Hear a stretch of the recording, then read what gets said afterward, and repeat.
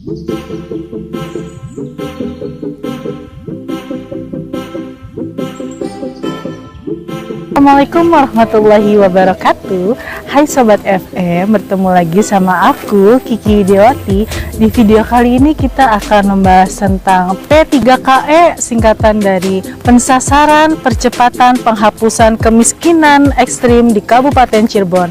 Sebentar lagi kita akan melaksanakan verifikasi dan validasi data P3KE.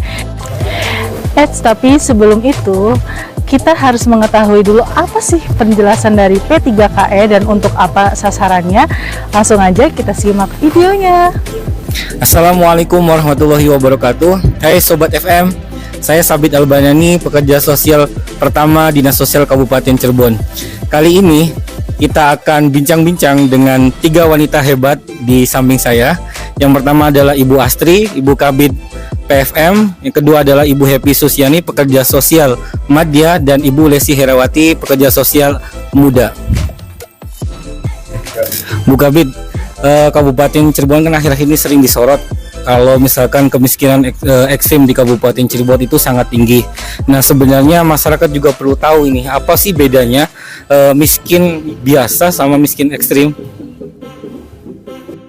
Ya, klasifikasi miskin itu kan sebetulnya ada 4 ya, sangat miskin, miskin, hampir miskin, dan rentan miskin. Nah, kalau miskin ekstrim itu berarti di bawah sangat miskin sendiri itu kan di desil 1. Desil 1 itu terdiri dari persentil 1 sampai 10. Kalau yang miskin ekstrim itu desil 1, persentil 1 sampai 5. Jadi berarti di bawah sangat miskin. Makanya kita sebut miskin ekstrim. Kalau dilihat dari pengeluaran, sangat miskin itu kita hitung dari garis kemiskinan Kabupaten Cirebon sebesar 416.900. Jadi masyarakat miskin itu adalah masyarakat yang pengeluaran per kapita per bulannya di bawah garis kemiskinan tadi 416.000. Misal dalam satu keluarga penghasilannya itu ada 1.600.000 ya. Nah, dia terdiri atas berapa anggota keluarganya? Jika dia mempunyai 2 orang anak, berarti suami, istri, dan anak, berarti 1.600.000 dibagi 400.000 ya, berarti di bawah garis kemiskinan, itu sudah termasuk sangat miskin. Nah, kalau miskin ekstrim, dia pengeluaran per kapita per harinya itu 11.900.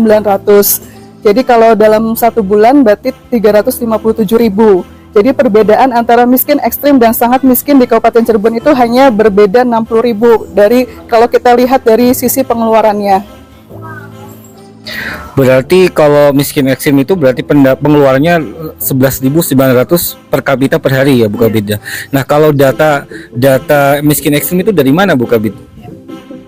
Data miskin ekstrim ini kita peroleh dari Kemenko PMK, itu dari data P3KE. P3KE itu Pensasaran Percepatan Penghapusan Kemiskinan Ekstrim. Se-Kabupaten Cirebon itu sejumlah 1.046.000. Ketika kita padankan dengan Disdukcapil itu yang padan 850 ribuan, dan kemudian kita dapat angka makro ya dari BPS agregat, itu se-Kabupaten Cirebon tuh 3,7% dari total penduduk Cirebon. Jadi sekitar 81.890. Kalau kriteria P3KE sendiri itu dari mana, Bu Kabid? Bagaimana kita melihat kriteria, oh ini miskin ekstrim, ini P3KE itu dari mana sebenarnya? Di dalam data P3KE itu kan variabelnya macam-macam ya, jadi tergantung pemerintah daerah. Untuk menentukan miskin ekstrim ini dilihat dari berbagai variabel apa saja. Nah, ketika rapat dengan tim koordinasi penanggulangan kemiskinan daerah, kita sepakati yang akan kita ambil adalah variabelnya yang pertama jompo ya, atau lansia yang umurnya di atas 60 tahun. Ini yang diprioritaskan lansia yang sudah tidak produktif gitu ya, lansia yang tinggal sebatang kara. Nah, yang kedua anak yatim. Nah, anak yatim ini kita pilih usia 17 tahun ke bawah. Kemudian yang ketiga perempuan rawan sosial ekonomi. Jadi ini bisa janda cerai mati atau cerai hidup yang dia memang harus kita intervensi berbagai macam program agar keberlangsungan hidupnya tanpa suami itu bisa berlanjut gitu ya. Kalau dilihat dari tingkat pendidikan, kita relevan dengan angka RLS di Kabupaten Cirebon itu 7,4. Jadi penduduk Cirebon ini banyak yang belum lulus SLTP ya. Jadi dia masih kelas 1 atau kelas 2, belum lulus SMP. Jadi kita pilih pendidikannya yang maksimal itu lulus SD. dalam artian yang masih SMP pun kita ambil gitu. Jadi kalau dari lihat pendidikannya itu tadi kan yang lansia gitu kan banyaknya yang tidak atau belum sekolah, kemudian yang masih SD, yang lulus SD dan masih SMP. Kalau dilihat dari pekerjaannya, kita prioritaskan pekerjaan-pekerjaan yang rentan sosial ya, misal kayak nelayan, buruh tani, pekerja lepas, dan yang prioritas lagi yang belum atau tidak bekerja. Kemudian kita pilih juga yang mereka ini yang belum pernah mendapatkan bansos dari pusat baik PKH maupun BPNT. Pada tahun 2023 Dinas Sosial juga mempunyai tugas yang sangat berat dari TKPKD dalam rangka tadi Verval P3KE. Nah, sebenarnya apa sih dasar hukumnya untuk P3KE ini? Nanti dijawab sama Bu Happy ya. Mangga Bu. Ya, terima kasih Mas Sabit pertanyaannya. Coba kami jawab ya. Jadi dasar hukum verifikasi untuk P3KE ini adalah Instruksi Presiden Republik Indonesia nomor 4 tahun 2022 tentang percepatan penghapusan kemiskinan ekstrim dan keputusan Menteri Koordinator Bidang Pembangunan Manusia dan Kebudayaan nomor 32 tahun 2022 tentang pedoman umum percepatan penghapusan kemiskinan ekstrim. Nah, tadi sudah dijelaskan oleh Bu Happy tentang dasar hukum Verval P3KE. Nah, sekarang sebenarnya apa sih tujuannya Verval P3KE ini? Mungkin boleh sih yang akan menjawab, Bu, mangga.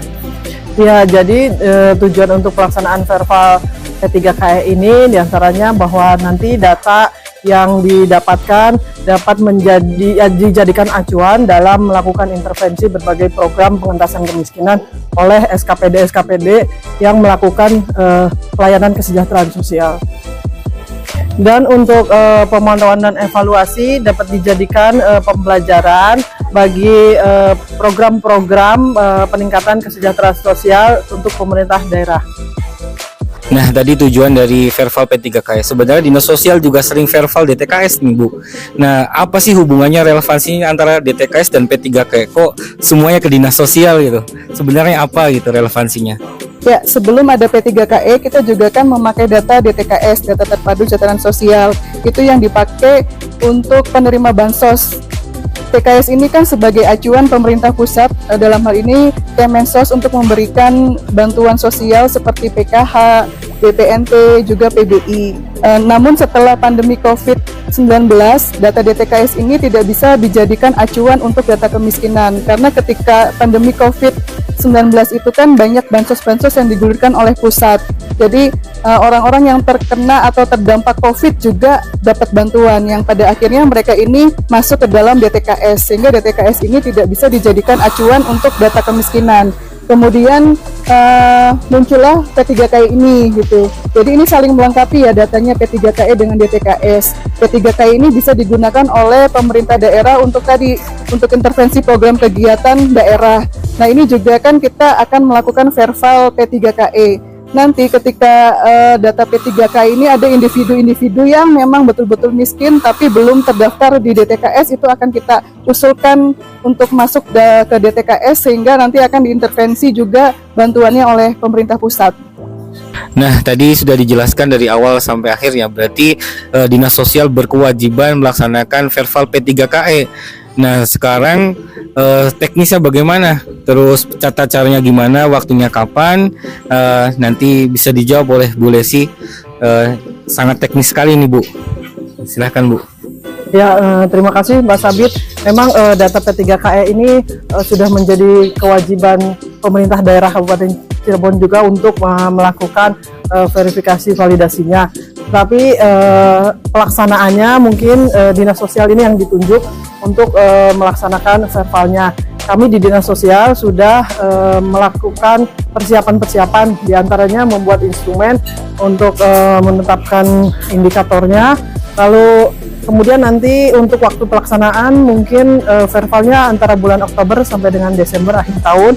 Lalu untuk pelaksananya nanti kita menggunakan tenaga puskesos di desa dan kelurahan. Sementara itu TKSK bisa sebagai supervisornya untuk mengevaluasi dan memantau pelaksanaan verval.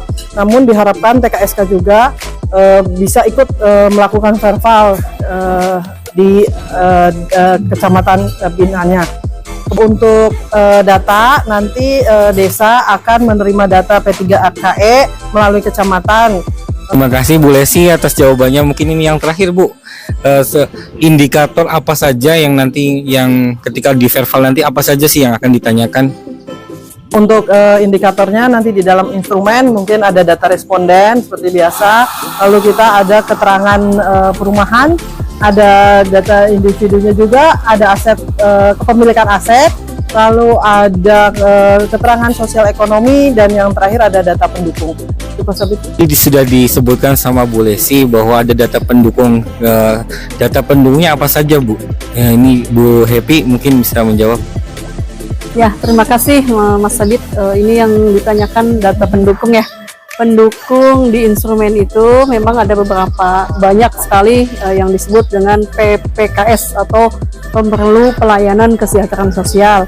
Itu diantaranya ada penyandang disabilitas, terlantar gitu, anak terlantar, anak balita terlantar, lanjut usia terlantar, dan pekerja migran bermasalah, dan ada beberapa data pendukung itu intinya semuanya adalah jumlahnya 26 jenis PPKS gitu ya Mas Sabit. Terima kasih Mas Sabit. Terima kasih Bu Happy. Terus kemudian nih mungkin yang terakhir dari Bu Kabid ya, apa sih Bu harapan dari verval P3KE yang akan dilaksanakan oleh Dinas Sosial ini? Mungkin Bu Kabid juga sekalian ngasih masukan, saran dan pesan untuk puskesmas dan lain-lain. Ya, harapan kita semua verval P3KI ini khususnya untuk yang miskin ekstrim dapat berjalan lancar dan optimal, sehingga nanti hasilnya akan kita gunakan untuk berbagai intervensi program dan kegiatan baik oleh pemerintah daerah maupun oleh pemerintah pusat.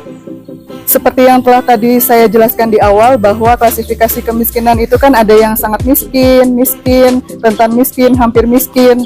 Nah, ketika verval ini sudah dilakukan, kita akan tahu gitu. Jadi itu kan kita langsung nih Mas Sabit home visit ke rumah-rumahnya ya. Nanti di situ kita akan tahu misal si A itu miskin karena apa gitu. Intervensi program yang pas untuk dia biar naik kelas ya, dari miskin menjadi mampu itu harus diintervensi program apa. Misal yang terkait pendidikan kah, atau kesehatan, atau program sosial lainnya gitu. Nah, kemudian kalau tadi ya yang sangat miskin dan miskin itu kan kita intervensi berbagai jenis bantuan sosial maupun jaminan sosial seperti jaminan kesehatan ya, BPJS, baik BPJS kesehatan maupun nanti ada BPJS ketenagakerjaan untuk melindungi para pekerja rentan. Kemudian kalau yang di desil 34 itu ya, hampir miskin dan rentan miskin, itu akan kita intervensi berbagai program pemberdayaan. Program-program pemberdayaan sendiri itu telah kita laksanakan, seperti kita memfasilitasi bantuan pengembangan ekonomi masyarakat melalui kelompok usaha bersama. Nanti hasil verval di lapangan itu akan kita inventarisir. Misal kita buat kelompok-kelompok sasaran seperti fakir miskin, dia bisanya usaha apa nih gitu untuk meningkatkan pendapatannya gitu. Selain fakir miskin juga kita sasarannya itu perempuan rawan sosial ekonomi. Misal untuk meningkatkan pendapatannya, ibu-ibu ini bisa usaha apa? Misal usaha apa? Bikin kerajinan tangan atau membuat kue kayak gitu ya. Jadi kita pilih juga usaha-usaha yang nanti perputaran ekonominya cepat gitu ya. Sehingga nanti beban pengeluarannya dia berkurang, pendapatannya meningkat, sehingga pada akhirnya akan mengentaskan kemiskinan itu sendiri. Ya, demikian bincang-bincang kami Sobat FM. Kita akan berjumpa lagi dalam bincang-bincang yang selanjutnya. Terima kasih.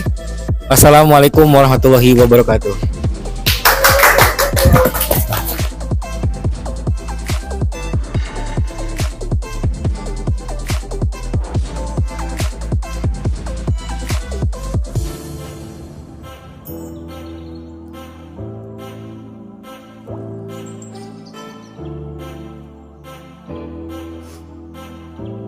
Assalamualaikum warahmatullahi wabarakatuh. Hai Sobat FM, terkait peran Puskesos nih, petugas pendata verifikasi dan validasi data kemiskinan ekstrim adalah Puskesos dari desa atau kelurahan di Kabupaten Cirebon. Nah, dalam hal ini data kemiskinan ekstrim atau data P3KE itu didapatkan dari kecamatan yang akan diserahkan ke desa atau kelurahan.